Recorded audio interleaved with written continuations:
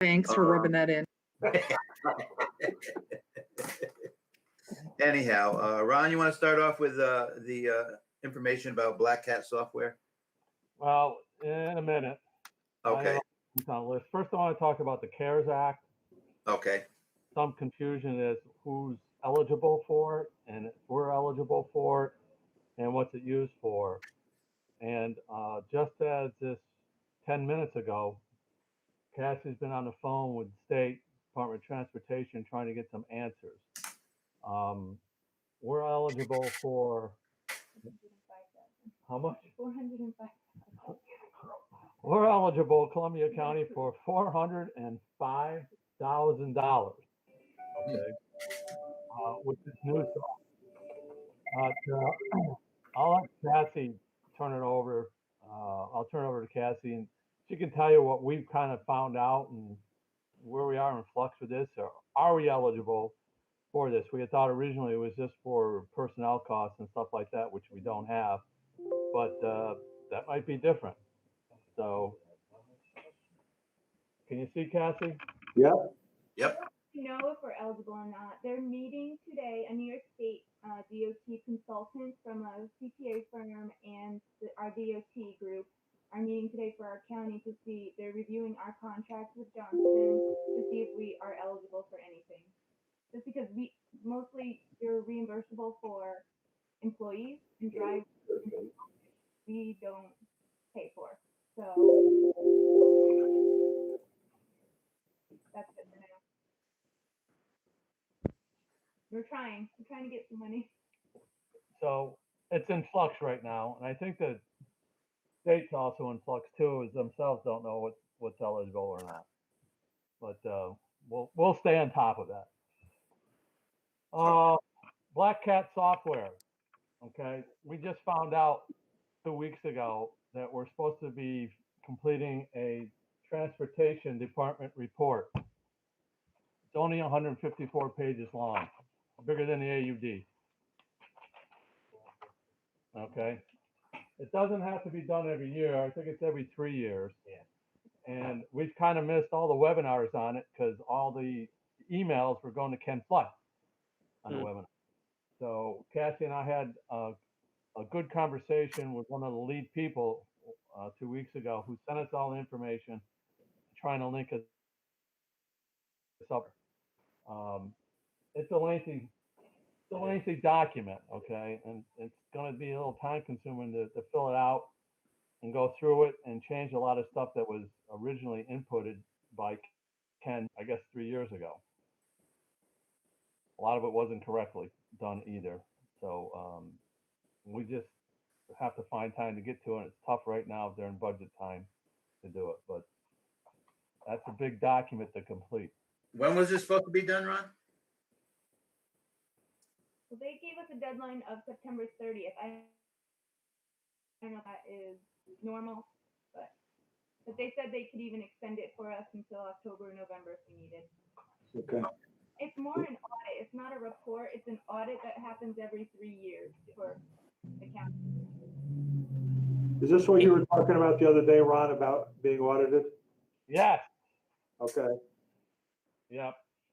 You got to fill it out and they review it. And the feds are involved in this too. I guess this goes to the feds to make sure the state's complying with the federal requirements for transportation needs. Is this something that Mike can help you with as well, Mike Johnson?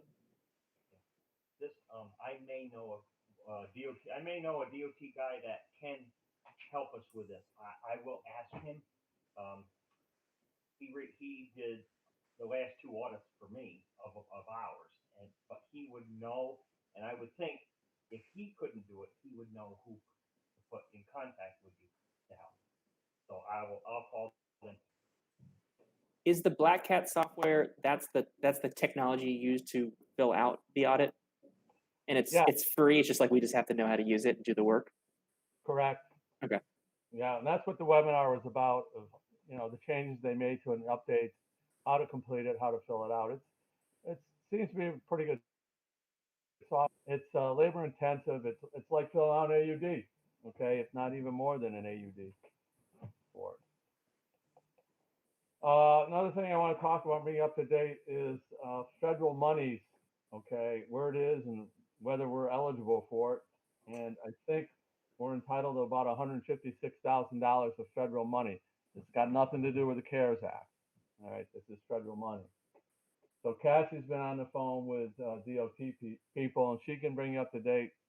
I think where we are or where we might be, we're trying to see if we're eligible for this or if we're just uh, somewhat behind in completing paperwork in relationship to what we're finding. So Kathy, bring us up to date. So what I just learned is that the 5311 mass transportation is supposed to be 100% reimbursable. The county should have no cost. We have not, but since 2014 is the last time we received any federal money. 15, 16, 17, 18, I don't know what happened to those years. And so 19, 20, we have been approved since I've been doing the annual reports. It's been approved for 156,000, which Ron just said, and it was approved by the state, and now it has to go off to the feds to approve the state's approval. So we're just waiting for that. So in mind the way that every nickel we spend with Mike is reimbursable through the feds. Whatever the state doesn't, whatever after their portion that they pay us, the feds are supposed to pick up the remaining, which is about 60%. Share some light into that. All right, Mike, enlighten us. Well, yes, this isn't the first time I've heard this. When we took over the transportation some years ago, that was I stood in front of the board of supervisors, and that was one of my points in the speech, that the county was at that time, I knew was at least 98% refundable of all money coming in. And the idea, as we went farther along, equipment sooner, because you're getting that money back. So then on the opposite, at the end of the day, if you sold a bus and got $10,000 for the bus because you were selling it sooner, that would come back to county coffers. Go back to the general fund or whatever you want to use that for, because Ken Flood asked that question when I was in a meeting with him with a federal guy here, and he said yes, that the county would get that money back because it's surplus equipment. So if you did it that way, you make money on the whole game. And the thing with this report, 3 years ago, Ken was sick. I came in and met with the federal agents here for the review because they were actually reviewing the state for this process. The state guy that was here got his hands slapped because the state was not doing what they were supposed to do. So I don't know the detail of the report, but it was in that meeting to me, what I viewed as though maybe the county was trying to do the right thing. The state was not assisting the county. The feds basically said the state was not giving the county enough assistance to do what the federal report had to have completed in a timely fashion. Therefore, they got their hands slapped that day. Is that the meeting you had? Was Becky involved in that as well, Mike? Correct. Okay. I remember that conversation. Right. When we got done with that meeting, actually there was two guys here. There was a federal inspector that was reviewing the state, and there was another federal inspector that was reviewing that federal inspector. So everybody was watching over everybody's shoulders. So it was a very interesting meeting. What I got out of it at the end of the meeting, they felt Columbia County was doing a good job because it's a small service. It's not compared to like CDTA or something in a bigger county. So at the end of the day, they said you were doing fine, but the state needed to step up and give you more assistance so that you can complete and get what money was available. I believe going back then, at that point in time, that's prior to you guys coming on board, there was money sitting and waiting, and the county should have got that money prior to once you reached out, and they never did. That was also some of the problem with the first two buses that we purchased in 2018 or so, I believe. They should have been purchased 2 years prior to that. And if they were, you would have been reimbursed sooner. And so basically you put a report in an order for 2 buses, and it took 3 years to get 2 buses. Through the state. Correct. And that's why I was very concerned and nervous, because looking as the transporter, looking at the maintenance, it was costing the county a lot of money. Since we purchased the new buses, got reimbursed, the maintenance costs have gone down. The whole package, to me, and correct me if I'm wrong, I don't have all the figures, has worked better than it did. We've kept costs down, maintenance, and we've purchased new vehicles and we've been reimbursed. Yes, we've been Hey. reimbursed for all buses. That's how the system should work. Hey, Ron, Yep. is this something that the Duchessis can help us with? I'm gonna say yes. Because when we originally met with them, and we said transportation was a priority, they had indicated that they had some experience. Yep, and we did mention that to them a couple of weeks ago. Okay, Right now, I got it tied up on all the COVID expenses. Matter of fact, they're coming in, I think tomorrow to meet with some of our managers on the COVID stuff. okay, That's priority right now. all right, no problem. I was I'll have Cassie just bring us up to date real quick on STOA, on the ridership information, the stats. They're pretty much down, right? Yeah. Mileage is only down 2,000 compared to last year. For first and second quarter, riders are down 5,000, and so the rider revenue is down 11,000 compared to last year. That's year to date. And That's first and second quarter, so through June. Yeah, January through June. that's understandable why. Yeah. For Yep. that. For that. We are now seeing a little bit more increase. Such as today, I was just notified coming, the Colpake run goes today. They've got 5 or possibly 6 people coming in today. That's the most we've had in 3 or 4 months. It used to be 8 or 9, and I don't know if you'll necessarily get to that point with the same people, but at least there is showing the phone is starting to ring a little more. People are asking questions about the run. So that's more than we had 2 months ago. And you remember, we kind of postponed the extended ride. Okay, obviously that was the right decision right Correct. now. Absolutely. So I agree. we'll revisit that probably sometime next year, I'd say, see what's gonna happen. Yep. The one thing I could add to, probably the mileage, just off the top of my head, Tammy does the report, probably the mileage being down would be the fact that since COVID, we really took it upon ourselves to eliminate going to Germantown on Tuesday, because it was a repeat of what we were doing on Thursday. There was no need. The riders that were going from Germantown on Tuesday really were scared to go twice a week to the stores, so they didn't want to go. So we've had no pushback, no questions, no about it, and we basically have just saved Tuesday's mileage since this whole thing started. I would assume that's where the mileage is gone.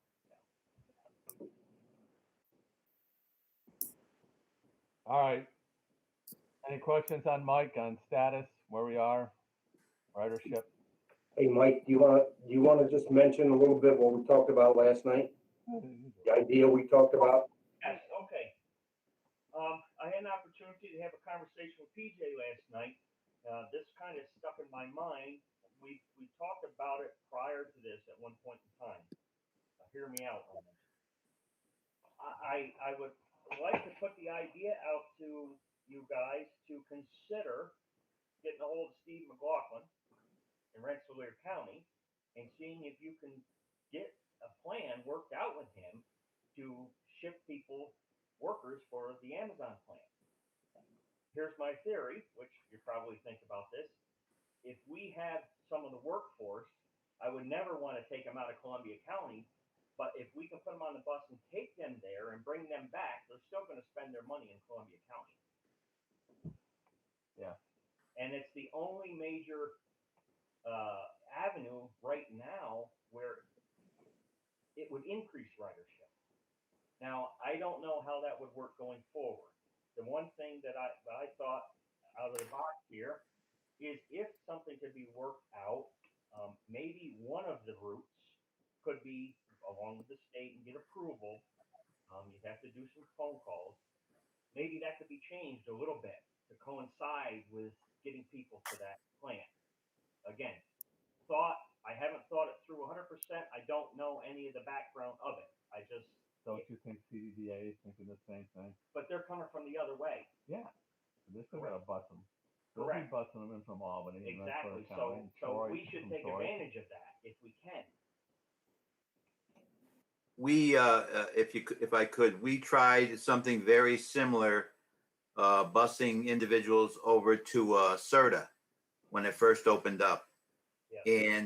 And one of the things one of the complexities we had was because of the overlapping shifts, we never really could find a workforce, that was all on one. And I don't know what Amazon has. I see that they have a lot of different shifts. Right. But we could never really get a lot of ridership all at once because of the different hours that they were working. In fact, it was like one would get off at 4 and the other one get off at 3, and it was all different things. So that's one of the things that we would probably have to look into. But it worked for a while until they changed all the different shifts over there. And then all of a sudden, most of the people that rode over there were Bangladesh. And they were happy that they had work and was paying well. In fact, I think it was paying more than Amazon. Amazon only pays for part-time, only pays like 16 and a quarter. For full-time, it's $15 an hour And with benefits. if they were getting out of here in Columbia County and having to pay a fee of $5, let's say, to go up until $10 a day, they can't drive up there and back probably for $10 a day with the expenses of a vehicle, and some of them may not have a vehicle or license. So this was my whole thinking. Again, No, absolutely. The premise makes sense, but we have to make sure that I'm not sure how Amazon is running their shifts, and if we don't really have a full ride, if it won't be worth it to us. correct. And that's what happened. At one point, we had a busload of about 8 or 9, maybe 10. I think Koksaki was transporting them over there at one point. Yep. I forgot who the economic leader over there was. He's not there anymore. I mean, if somebody teased me up, I'd be happy to have a conversation with Steve. But yeah, of course. I thought Steve, I would think, Chairman, correct me if I'm wrong, I would think Steve would be a positive perspective to wave the Columbia County flag also for us. Yeah, I think he would. Maybe. Yeah, the more the merrier. They're not going to fill that 1,000 jobs up there unless you do just that, because they're located in the middle of a rural area, and they're going to need transportation somehow. And if people can get up there for, like you said, $4 or $5 a week, whatever it is, it would be worth it. Easy to get to. Another person, we could actually ask him to sort of get some information for him. PJ just mentioned him, is Mike Tucker. Maybe he can get back to us with some of the information on scheduling and so on. Yeah, the idea was brought to Mike a while back, but I think everybody just dropped the ball on that until it got built, and now it's built and up and running. Yep. My question that I don't have the answer to would be, maybe, I don't know, Rick, you might have experience with this in the past. What would the avenue be, because you have federal funds for this public transportation system?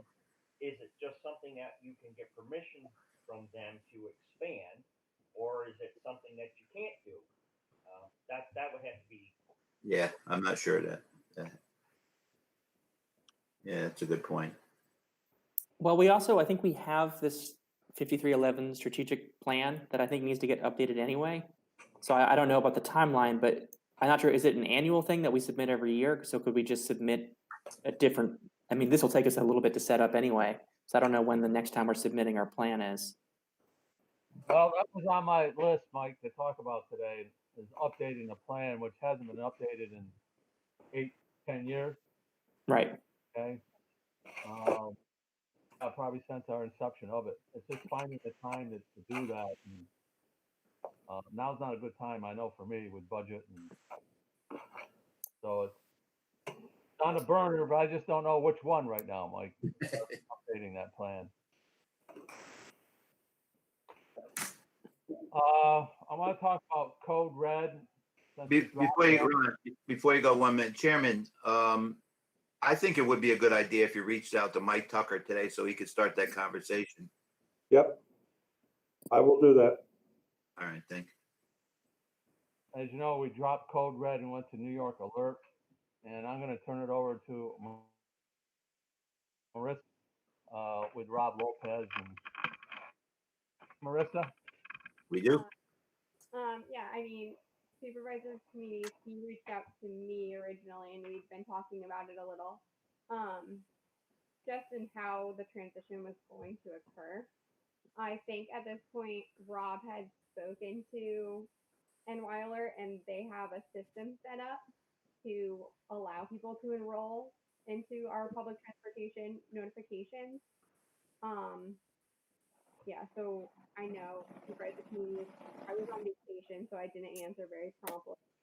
But he had asked about, putting something on the website, which I'm sure Kelly can help us with, and then creating flyers and so on, so we can kind of get that out to the community as well. I know you guys had talked about doing it with Code Red while I was out, so hopefully this is going to be an easy transition. And something a little bit more accessible maybe than what we had previously been looking at with Code Red. Yeah, I'd like to have this up and going before the snow flies.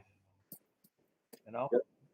Yeah, I mean, in terms of signing up, it's like if you sign up alert, there's a whole bunch of check boxes for Columbia County, and one of them is public transportation. Yep. So the infrastructure for the sign up is there. It's just a question of, do we have enough? Do people actually sign up? And then I think we have, and the infrastructure to send out the alerts is there. Well, if anything, we can make sure our ridership signs up, or at least give them the information to sign up. Yeah. So that's the key thing. So then if we have a flyer on the bus that says, here's how you get snow emergencies and other changes. And then Kelly, I think, already put it on the website. Yep.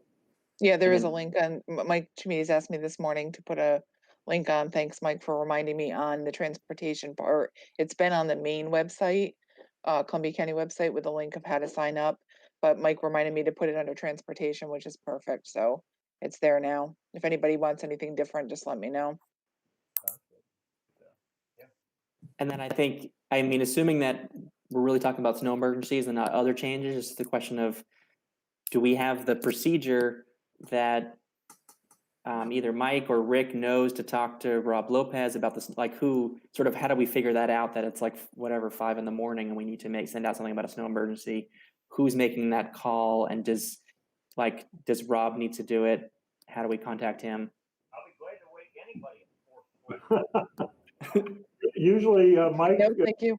Mike, the way it's worked in the past is you've either called myself or Rick Scalera, and we've communicated.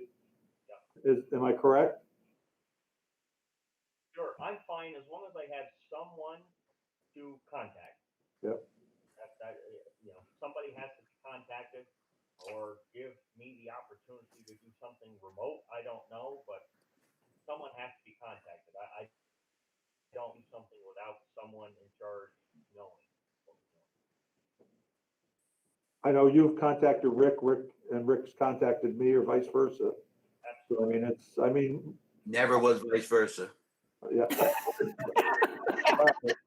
But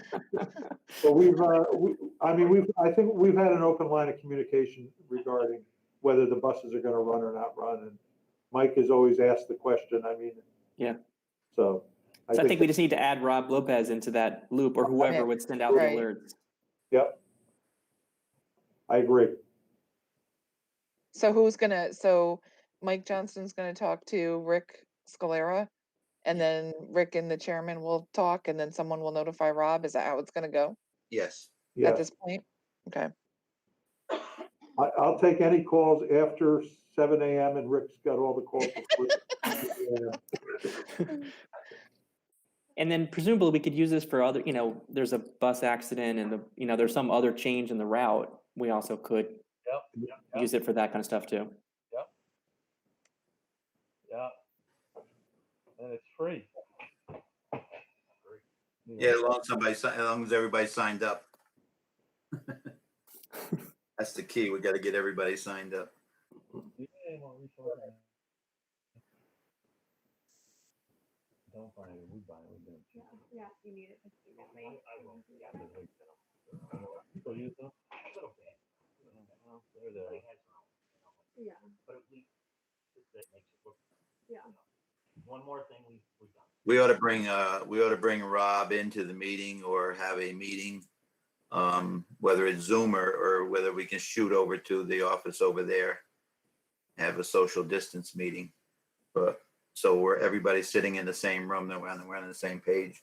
Do you want me to see if I can get Rob on now? Do you guys have other stuff to discuss? I can contact him, see if he can hop on. I put everything on my list. I'm good. Everybody are okay with that if she contacts Rob? All Yeah. right, let me see if I can get him quick, all right? Okay. Do you want me to bring?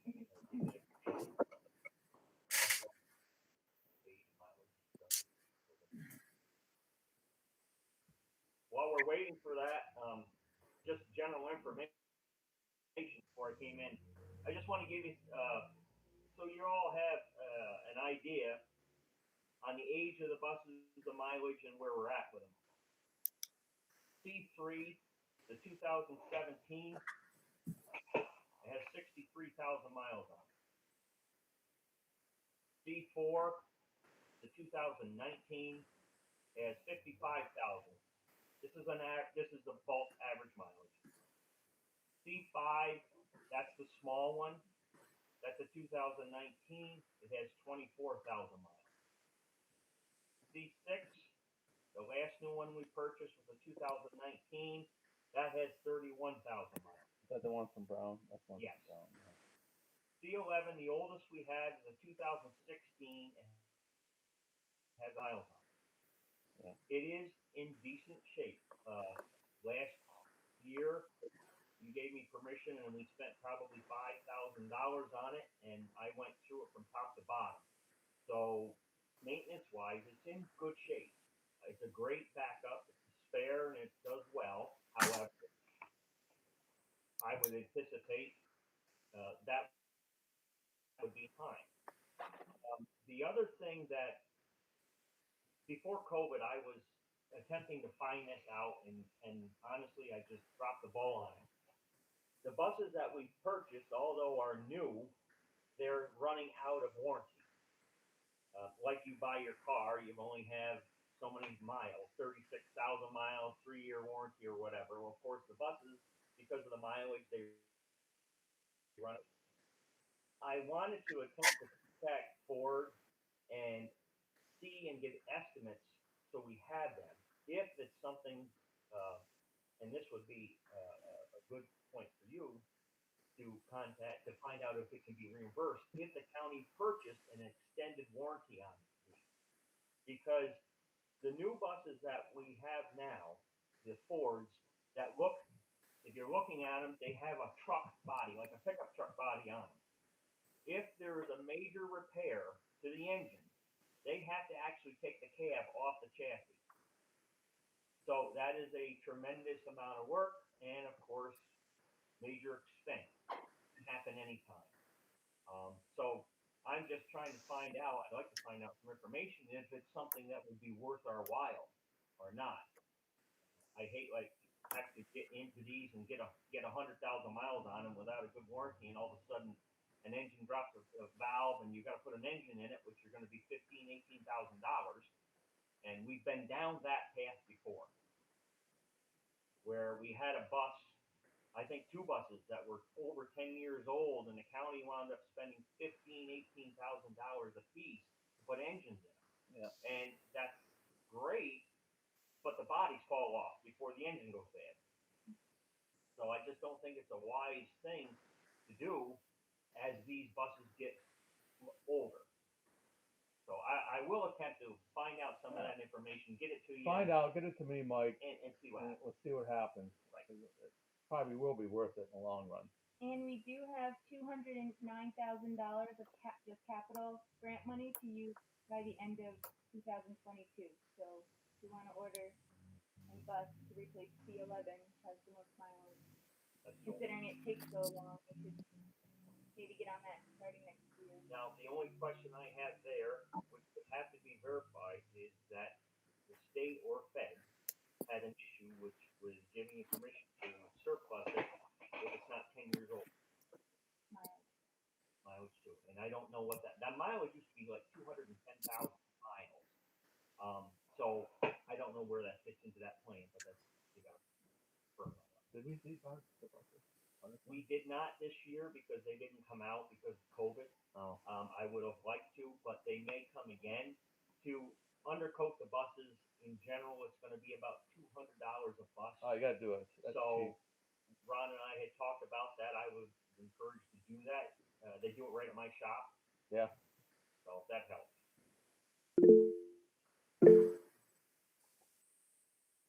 Okay. I mean, you know, the engine is one thing, but I'm really concerned with the brake lines and the everything that, you know, ball joints and everything like that. You know, you can paint a vehicle, but underneath there, you don't have good brakes or ball joints or struts. Just to give you your information, Rick, what I did with C11 when I asked for the $5,000 to do it, we drained all fluids, all filters, transmission, rear end. We pulled the rear end apart. We put all new brakes, bearings, seals. Any brake lines that were questionable were replaced. All brake hoses were replaced. We went right through it because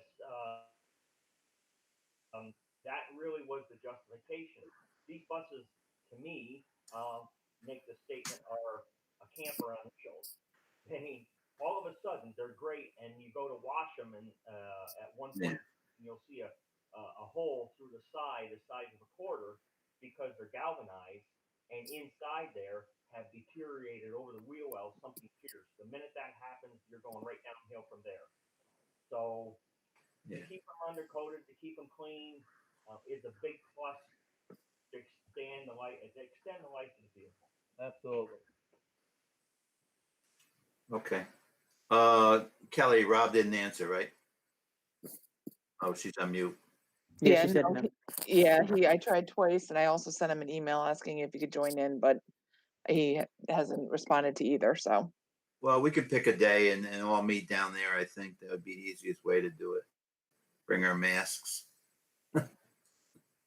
And get that done. But that's very important to get that squared away. I mean, every time September comes, before you blink an eye, it's Thanksgiving, and you got to worry about the snow.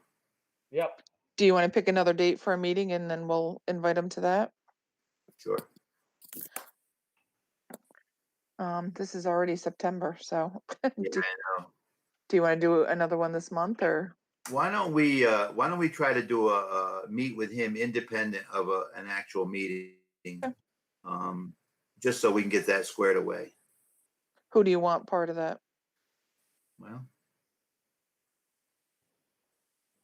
Do you want Marissa and yourself and Rob, or?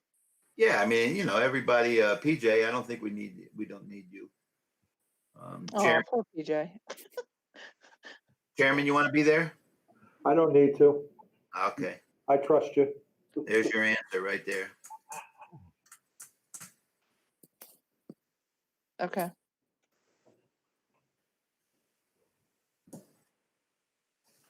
So, Anything else? no, pull out your calendars though.